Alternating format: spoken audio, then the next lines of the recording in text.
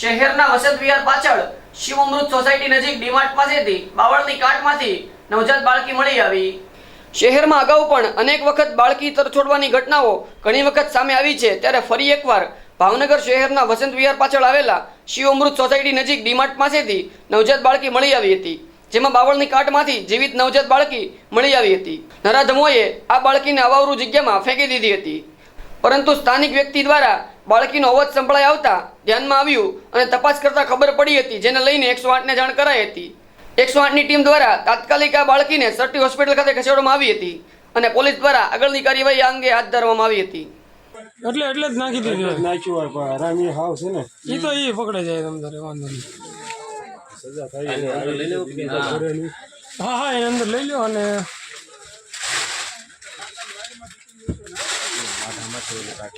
અહીં તો હમણાં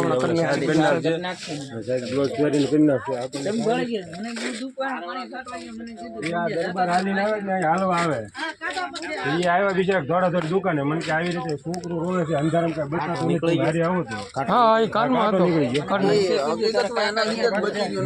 પડી ગયા ને તો કોઈને ખબર જ નહોતી। ના ના હશે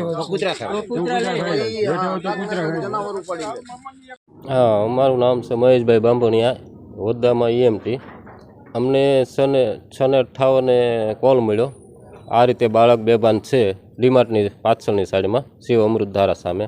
ત્યાંથી અમે બાળકના જેવું મળે કે ભાઈ થોડુંક જીવ છે એટલે તરત જ તે સરટી હોસ્પિટલમાં લઈ આવ્યા સારવાર માટે।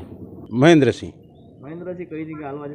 આપણે જે ઓલું વસંત વિહાર છે એની પાછળ શિવ અમૃત સોસાયટીની ત્યાં જે સિમેન્ટના રોડ છે ને ત્યાં હાલવા જતો હતો સવારે 6:30 મને બાળક રડવાનો અવાજ આવ્યો એટલે મેં ઘડીક નક્કી કર્યું કે પાકવા છે જ તેને બાળકનો જ અવાજ। પછી મને તો એવું પાકું ન થયું તે કરિયાણા દુકાન છે હું હળી કાઢીને ગયો અને મેં કીધું એને કે ભાઈ આ બાળક રડવાનો અવાજ આવે છે હાલને જરાક। એ મોટરસાઇકલ લઈને આવ્યો ને એની મોટરસાઇકલની લાઇટથી એમ જોયું તો મને કે દરબાર આ તો આમાં સાચું કે બાળક જ ટીંગાય છે એમ, બરાબર એટલું જોયું। ત્યાં પછી હું કોઈક લેડીઝને કીધું બોલે એવું કાંઈક આવડું આ છોકરાનું કાંઈક જોલું થાય તો એમ, બરાબર।